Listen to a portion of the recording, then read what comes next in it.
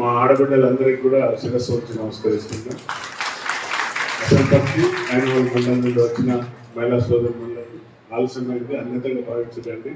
ఇప్పటివరకు వరంగల్ ప్రోగ్రామ్ ఉంటే అక్కడ కూడా చెల్లెలు అక్కలు అందరూ ఉంటే వాళ్ళందరికీ పంపిణీ చేసి ఇక్కడ రావడం జరిగింది. నేను కావ్యం వేదిక మీద ఉన్న సోదరి డాక్టర్ ఎంపీ గారికి, కడియం రావు గారికి, అలాగే జిల్లా కలెక్టర్, అలాగే సోదరుడు మార్నే రవీందర్, టెస్కాప్ చైర్మన్, మిగతా అధికారులకు అందరికీ కూడా, కాంగ్రెస్ సీనియర్ నాయకులకు అందరికీ కూడా, మహిళా సోదరులకు అందరికీ కూడా నా యొక్క హృదయపూర్వక నమస్కారాలు. ఈరోజు మీ అందరికీ తెలుసు, చీరల పైన చాలా రోజుల నుండి ప్రతిపక్షాలు ఎన్నో విధాల మా పైన దుమ్మెత్తిపోయడం, చీరలు ఇవ్వలేదని లేకపోతే ఏదో వంకబెట్టి అనునిత్యం మన గౌరవ ముఖ్యమంత్రి గారిని, సీతక్కను, సురేఖమ్మను వెకిలి మాటలు మాట్లాడడం చూసినాం. కానీ ముఖ్యమంత్రి గారు అలాగే మన బట్టి విక్రమార్క గారు అన్నగారు ఇద్దరు కూడా ఈ తెలంగాణ రాష్ట్రానికి ఏదైతే ఆర్థిక వ్యవస్థ చిన్న భిన్నం అయిపోయిన దాన్ని ఒక గాడిలో పెట్టుకుంటా జోడులాగా ఇద్దరు కూడా అహర్నిశలు పనిచేస్తూ ఒక రూపం చేసుకుంటూ ముందుకు వెళ్తున్నారు.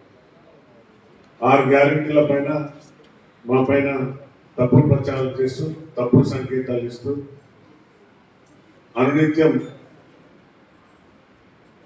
ఏదైతే ఇన్స్టాగ్రామ్ కానివ్వండి, ఫేస్బుక్ కానివ్వండి, సోషల్ మీడియా అనండి దానిలో అనునిత్యం మా పైన, కాంగ్రెస్ పైన, మన ముఖ్యమంత్రి పైన దుష్ప్రచారాలు తీసుకుంటూ ఆ దురతనాన్ని, ఇంకా అహంకారం వదలలేదు, ఇంకా నేను జ్వరనే అన్నట్టు మాట్లాడుతున్నాడు.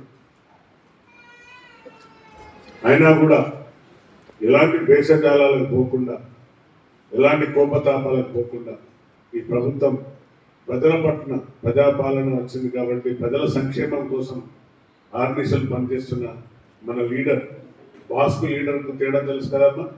బాస్ అంటే ఫామ్ హౌస్లో ఉంటాడు, బయటికి రాడు, అక్కడి నుండే ఆదేశాలు ఇస్తుంటాడు బాస్ అనేవాడు. కానీ లీడర్ అనేవాడు ఎప్పుడు ప్రజలలో ఉంటాడు. ప్రజలలో ఉండి ప్రజల వర్షాలు పడ్డా కూడా, హైదరాబాద్ మునిగిపోతుందన్నా కూడా, మన వరంగల్ నగరం తడిసి ముద్దై రైతులకు, తర్వాత కాలనీ వాసులు అన్ని మునిగిపోయినా కూడా తక్షణమే ఉదయమే వచ్చి వీక్షించి వారిని అందరినీ ఆదుకున్నది మనందరం చూస్తున్నాం మన కళ్ళతో. రైతులను ఆదుకునే ప్రభుత్వం కాంగ్రెస్ ప్రభుత్వం.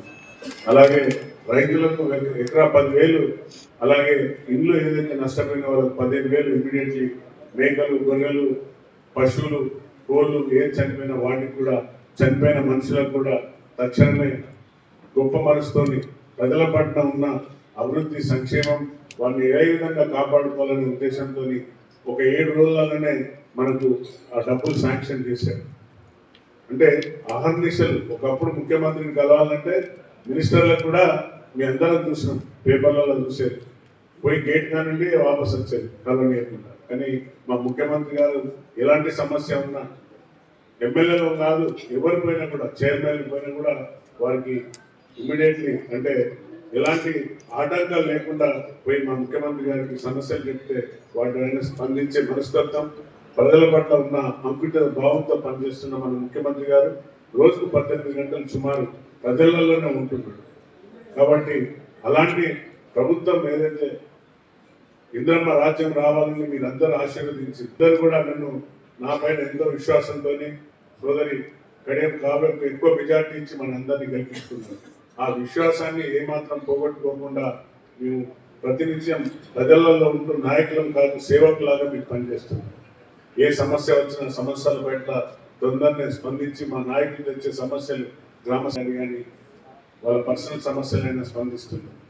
6 గ్యారెంటీలలో మా ముఖ్యమంత్రి గారు ఏదైతే వాగ్దానం చేసిందో, మా కాంగ్రెస్ క్యాబినెట్ ఏదైతే వాగ్దానం చేసిందో మన పార్టీకి, వారు ఆ రోజే అసెంబ్లీలోనే ప్రమాణ స్వీకారం అయిపోయి బయటికి వచ్చేసి ఉచిత మహిళా బస్ ప్రయాణం మొదలుపెట్టిన గొప్ప ఘనత మన కాంగ్రెస్ ప్రభుత్వం ముఖ్యమంత్రి గారిది. కానీ దానిపైన కూడా అవాకులు చెవాకులు ఒక అంటే ఆ వ్యసనానికి అలవాటు పడిపోయింది. చరిత్ర సృష్టించినోడు